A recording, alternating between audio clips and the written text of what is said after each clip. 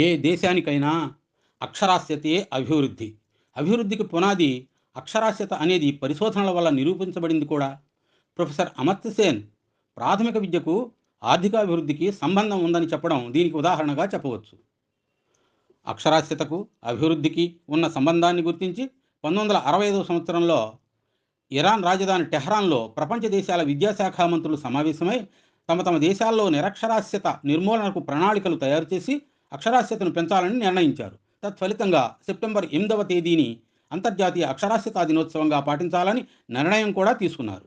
ఆ ప్రకారమే 1966 సంవత్సరం సెప్టెంబర్ 8వ తేదీన మొట్టమొదటి అంతర్జాతీయ అక్షరాస్యతా దినోత్సవం పాటించారు. అప్పటి నుండి ప్రతి ఏటా సెప్టెంబర్ 8వ తేదీన అంతర్జాతీయ అక్షరాస్యతా దినోత్సవాన్ని పాటిస్తూ అక్షరాస్యత పెంపొందించే కొన్ని కార్యక్రమాలు నిర్వహిస్తున్నారు. అక్షరాస్యత అంటే ఏమిటి? చదవడం, వ్రాయడం నేర్చుకోవడమే.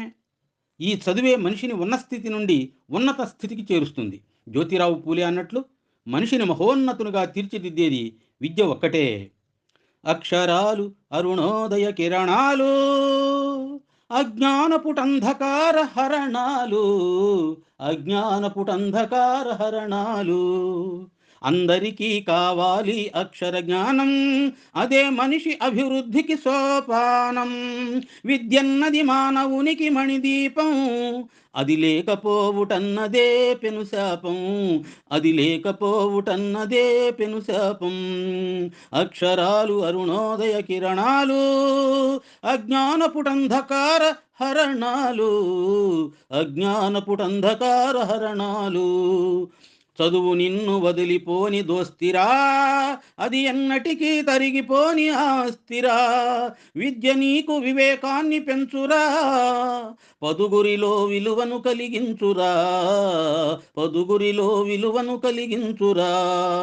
అక్షరాలు అరుణోదయ కిరణాలు, అజ్ఞానపుటంధకార హరణాలు, అజ్ఞానపుటంధకార హరణాలు. చదువు ప్రపంచ స్థితిగతులని మార్చేస్తుందని 17 ఏళ్ల వయసులోనే నోబెల్ బహుమతి పొందిన పాకిస్తాన్ బాలిక మలాలా అన్నది. మీ పుస్తకాలు, పెన్నులు అందుకోండి, అవే మనకున్న శక్తివంతమైన ఆయుధాలు. ఓ చిన్నారి, ఓ ఉపాధ్యాయుడు, ఓ పుస్తకం, ఓ కలం చాలు ఈ ప్రపంచాన్ని మార్చడానికి. విద్యే మన ముందున్న పరిష్కారం అని అంటుంది మలాలా. ఎన్నో ఉపయోగాలున్న అక్షరాస్యత విషయంలో మన పరిస్థితి ఏంటి? 2011 జనాభా లెక్కల ప్రకారం మన దేశ అక్షరాస్యత 73%. అంటే దేశంలో ఇంకా 27% మంది, అంటే 100కి 27 మంది నిరక్షరాస్యులు ఉన్నారన్నమాట. మన రాష్ట్ర విషయానికి వస్తే అక్షరాస్యత 67%. అంటే మన రాష్ట్రంలో ఇంకా 33%, అంటే 100కి 33 మంది నిరక్షరాస్యులు ఉన్నారన్నమాట. అక్షరాస్యత విషయంలో దేశంలోని 29 రాష్ట్రాల్లో ఆంధ్రప్రదేశ్ 23వ స్థానంలో ఉండడం అత్యంత శోచనీయం. ప్రపంచంలో జనాభా విషయంలో ప్రథమ స్థానంలో ఉన్న మన దేశం అక్షరాస్యత విషయంలో 76వ స్థానంలో ఉండడం మన లక్ష్యశుద్ధి ఏపాటితో తెలియజేస్తుంది. మనిషిలోని జ్ఞానదీపాన్ని వెలిగించే ఇంధనమైన అక్షరం మన రాష్ట్రంలో 3వ వంతు మందికి అందని ద్రాక్షలాగే మిగిలిపోవడం శోచనీయం. ఇప్పటికీ బడి ఈడుగల పిల్లలందరూ బడిలో ఉండాలనే సూత్రాన్ని అమలు చేయలేకపోతున్నాం. ఎంతోమంది పిల్లలు హోటళ్లలో, దుకాణాలలో, బస్ స్టాండ్లలో, రైల్వే స్టేషన్లో, పొలాల్లో కూలీలుగా పనిచేస్తూ బాధలు అనుభవిస్తున్నారు. వారి చిన్నారి బాల్యం చిదిమివేయబడింది. అందుకే దొర దగ్గర పాలేరుగా ఉన్న పిల్లాడు ఇలా పాడుకుంటున్నాడు. నా చిట్టి చేతులు సక్కని రతలు నేర్వలేదయ్యో, నా సంకలమేడి సాలిరువాలు దున్ని నానయ్యో, ననుగన్నా వాళ్లకు 7 ఏళ్లప్పుడే దూరమయ్యానే, దొరగారి ఎడ్ల కొట్టంకాడికి చేరువయ్యానే, నా చిట్టి చేతులు సక్కని రతలు నేర్వలేదయ్యో.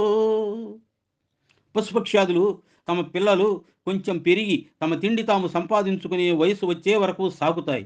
మరి మనిషి చిన్నపిల్లల్ని కూలికి పంపుతున్నాడు. మనిషి పశుపక్షాదుల కన్నా హీనమా? ఏమైనా కానీ దేశ అక్షరాస్యత, రాష్ట్ర అక్షరాస్యత పెరగవలసిన ఆవశ్యకత ఎంతైనా ఉంది. ఎందుకంటే పేదరికం నిర్మూలించబడాలంటే అక్షరాస్యత పెరగాల్సిందే.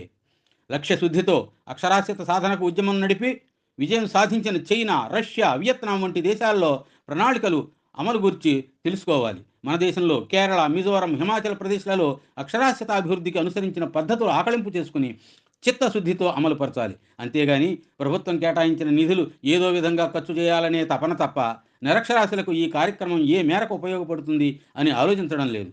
అలా ఆలోచించకుండా చదువుకుందాం, మళ్ళీ బడికి, అక్షర సంక్రాంతి, అక్షర భారతి, అందరికీ విద్య, సాక్షర భారత్ వంటి పథకాలు ఎన్ని అమలు పరిచినా ఎక్కడ వేసిన గొంగళి అక్కడే. మొక్కుబడిగా పథకముల పెట్టి అమలుపై దృష్టి పెట్టకుండెనే నీ ప్రభుత ఫలితమిటులయుండు పథకాల గొప్పలు కాగితాలపైనే కానవచ్చు అంటారు చంద్రం గారు. జాతీయాభివృద్ధికి నిరక్షరాస్యత పెద్ద అడ్డంకి అని తెలిసినా కానీ నిరక్షరాస్యతను నిర్మూలించలేకపోతున్నాం. నిరక్షరాస్యత నిర్మూలించి అందరూ అక్షరాస్యులు కావాలంటే మొత్తం యంత్రాంగం కదలాలి. ప్రభుత్వం, ప్రైవేటు సంస్థలు, స్వచ్ఛంద సేవా సంస్థలు, రాజకీయ పార్టీలు, విద్యాశాఖ అధికారులే కాక ఇతర శాఖల అధికారులు, ఉపాధ్యాయులు, తల్లిదండ్రులు, యువకులైన విద్యార్థులు బయలుదేరి అందరికీ విద్య, అందరి బాధ్యత అనే మహాయజ్ఞంలో ఒక ఉద్యమంగా సాగి భాగస్వాములై చిత్తశుద్ధితో పనిచేస్తేనే దేశ ప్రజలు అక్షరాస్యులై అభివృద్ధిలో పాలు పంచుకుంటారు. అలా జరగాలని నిరక్షరాస్యులైన బాలలకు, వయోజనులకు అక్షరాస్యత ప్రాప్తించాలని కోరుకుంటూ